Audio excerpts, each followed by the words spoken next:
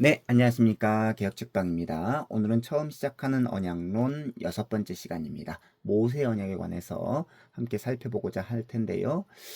출애굽기 19장 5절로 6절입니다. 세계가 다 내게 속하였나니 너희가 내 말을 잘 듣고 내 언약을 지키면 너희는 모든 민족 중에서 내 소유가 되겠고 너희가 내게 대하여 제사장 나라가 되며 거룩한 백성이 되리라. 너는 이 말을 이스라엘 자손에게 전할지니라. 아멘. 모세 언약의 배경입니다. 하나님은 아브라함에게 큰 민족을 약속하셨습니다. 창세기 12장 2절 내가 너로 큰 민족을 이루고 라고 하는 이 약속은 모세 시대에 성취되었습니다. 그래서 출애굽기 1장 7절에 보게 되시면 이스라엘 자손은 생육하고 불어나 번성하고 매우 강하여 온 땅에 가득하게 되었더라 라고 말씀하고 있죠. 하나님이 아브라함에게 큰 민족을 약속하신 이유는 타락한 세상 나라 가운데 거룩한 하나님 나라를 세우기 위해서였습니다. 따라서 아브라함의 후손인 이스라엘은 거룩한 백성, 거룩한 나라가 되어야 합니다. 그래서 하나님은 모세를 통해 이스라엘과 언약을 체결하시는데요. 바로 모세 언약이라고 할 수 있습니다. 이 모세 언약은요, 하나님의 백성답게 사는 법, 그리고 거룩한 나라가 되는 법에 관한 것입니다. 모세 언약은 가장 복잡하고 방대한 언약인데 레위기와 신명기 이 대부분이 모세 언약일 정도이죠. 그래서 모세 언약은 다른 언약들처럼 이렇게 간단하게 몇 문장으로 요약하기가 어렵습니다. 그럼에도 불구하고 모세 언약을 요약한다라고 한다면 십계명이라고 할 수 있습니다. 모세 언약의 핵심, 그게 바로 십계명입니다.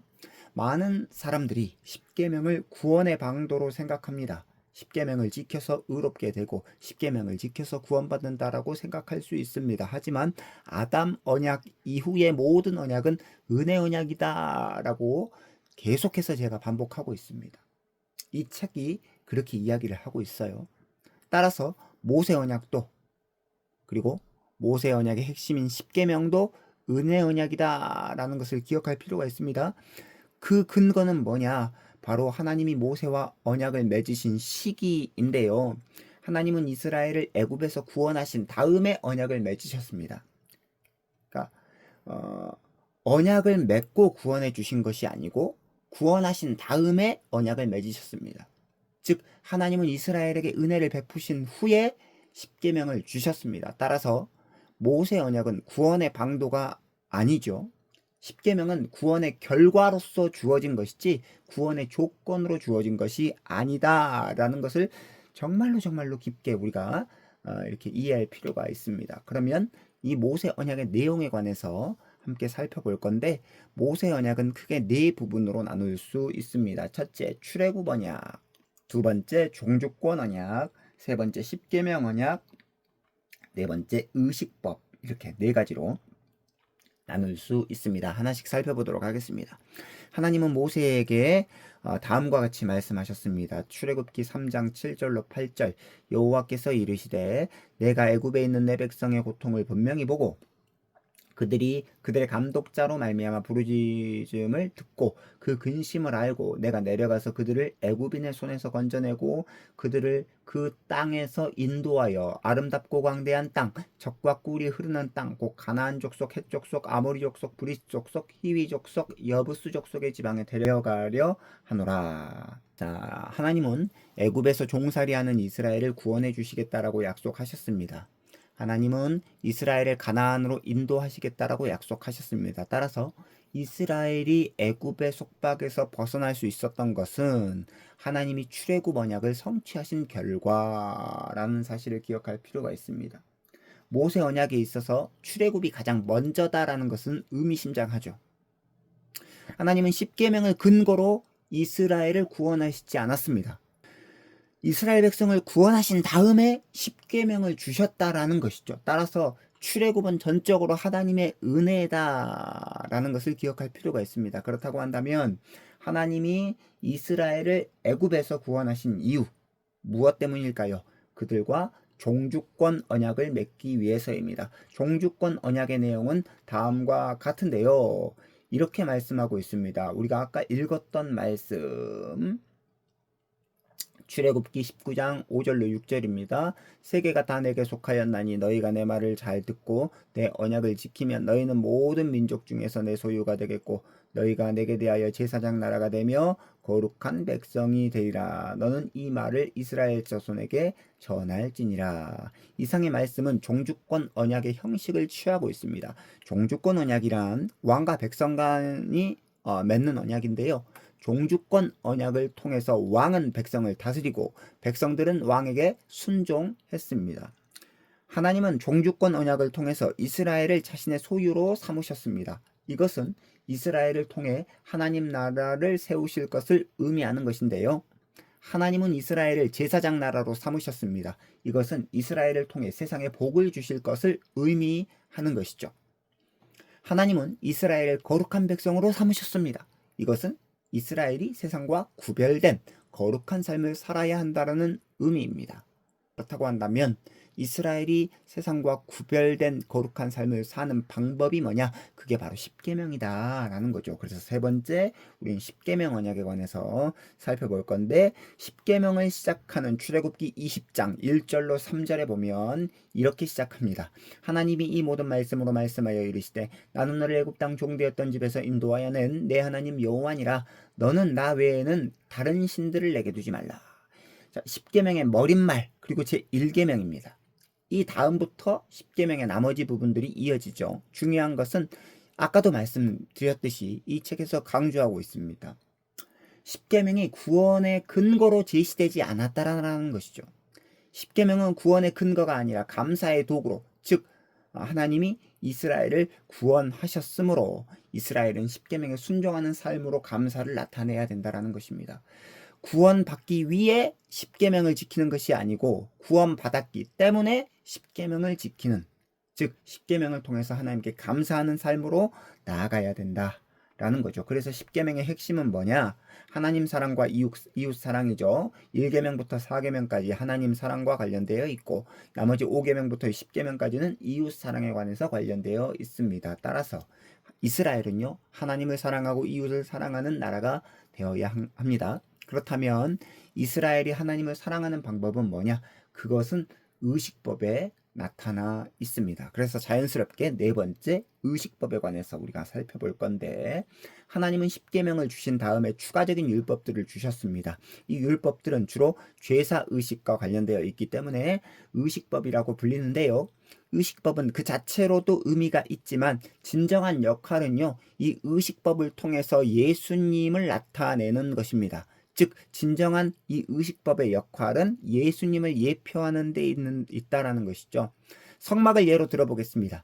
하나님은 이스라엘 백성에게 성막을 만들라고 하셨습니다. 내가 너희들과 만나도록 하기 위해서 너희는 성막을 만들어라. 내가 거할 곳을 만들어라. 이렇게 명령하셨습니다. 성막은 하나님의 집으로서 하나님이 이스라엘과 함께 하신다라고 하는 사실을 의미합니다. 이것은 궁극적으로 예수님이 이 땅에 오셔서 우리와 함께 하실 것을 예표합니다. 그래서 요한복음 1장에 보면 말씀이 육신이 되어 우리 가운데 거하심에 라는 말씀이 있습니다.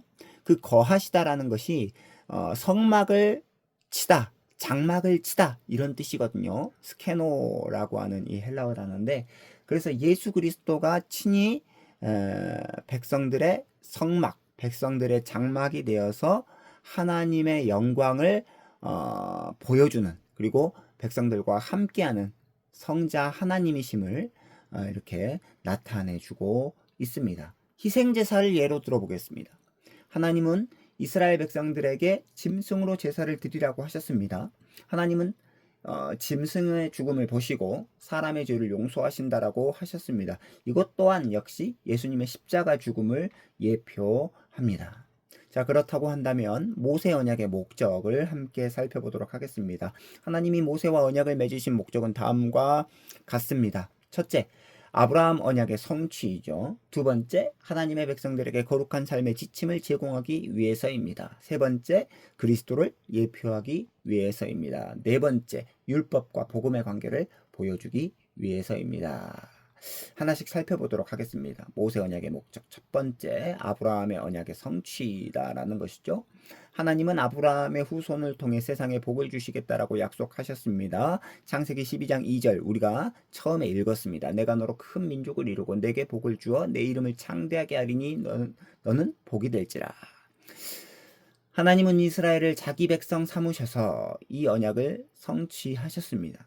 이스라엘은 세상을 구원하는 하나님의 도구로 쓰임 받았습니다. 두 번째, 하나님의 백성들에게 거룩한 삶의 지침을 제공하기 위해서 모세 언약을 맺으셨다라는 것이죠.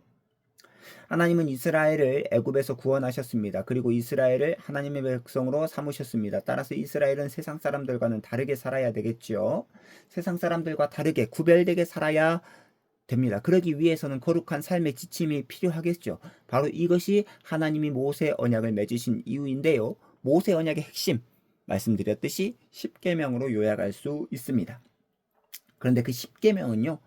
지금까지도 영구하게 구속력을 가지고 있는 하나님의 법이다라는 것을 기억할 필요가 있습니다. 의식법과 시민법은 폐지가 되었습니다. 그러나 도덕법으로서의 10계명은 지금도 여전히 유효하다라는 것을 기억할 필요가 있어요. 그래서 사도 바울은요. 우리가 구원받은 목적이 하나님의 백성다운 거룩한 삶을 살기 위해서라고 말씀하고 있는데 그 삶을 살 수 있도록 주신 하나님의 지침, 이게 바로 도덕법으로서의 10계명이다 라는 것을 기억할 필요가 있습니다. 셋째, 그리스도를 예표하기 위해서입니다. 모세 언약의 상당 부분이 의식법과 관련이 되어 있습니다. 레위기와 신명기는 이 의식법을 설명하는 데 많은 지면을 할애하죠. 의식법의 핵심은 예수님입니다. 아까 말했죠. 의식법이 나타내는 실체, 바로 예수님이다 라는 것입니다. 오실 예수님을 예표하는데 이 의식법의 핵심이 있습니다. 그게 성막과 희생제사가 대표적이다라고 말씀을 드렸죠. 네 번째, 율법과 복음의 관계를 보여주기 위해서입니다.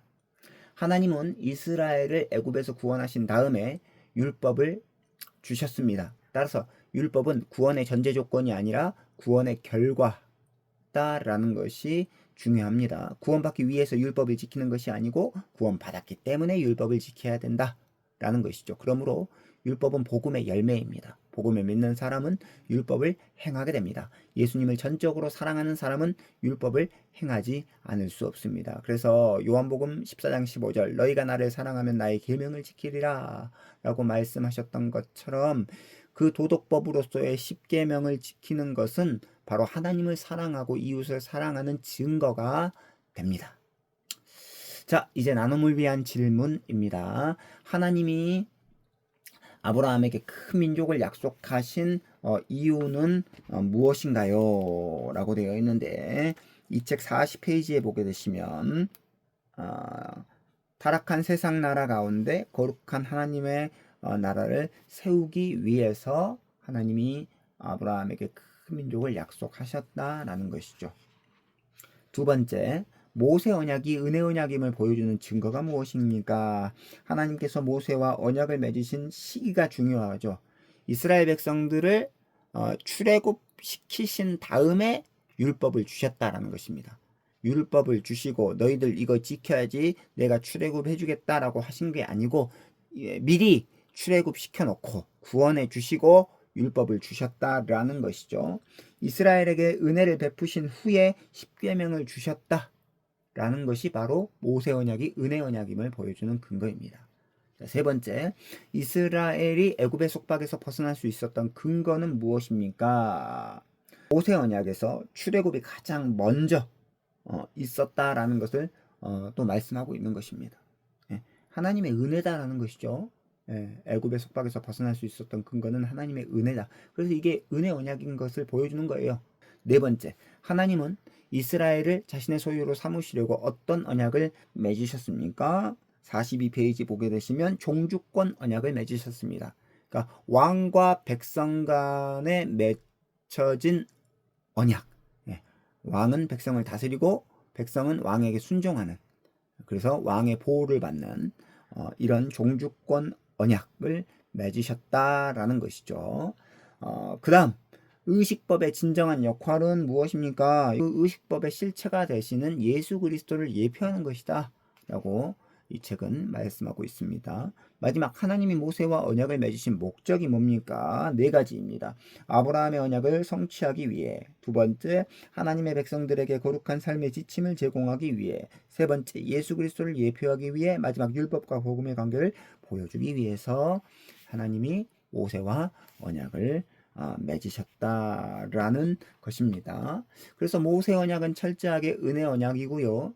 하나님이 이스라엘을 자기 백성 삼으시고 그들을 통해 세상에 복 주실 것을 약속하신 언약, 바로 이게 모세 언약의 핵심입니다. 그래서 이 모세 언약을 통해서 우리는 우리의 구원자가 이스라엘의 후손이시다라는 것을 알 수 있습니다. 자, 오늘은 여기까지 이렇게 살펴보았고요. 다음 시간에는 다윗 언약을 가지고 찾아뵙도록 하겠습니다. 구독과 좋아요는 저에게 큰 힘이 됩니다. 감사합니다. 안녕히 계십시오.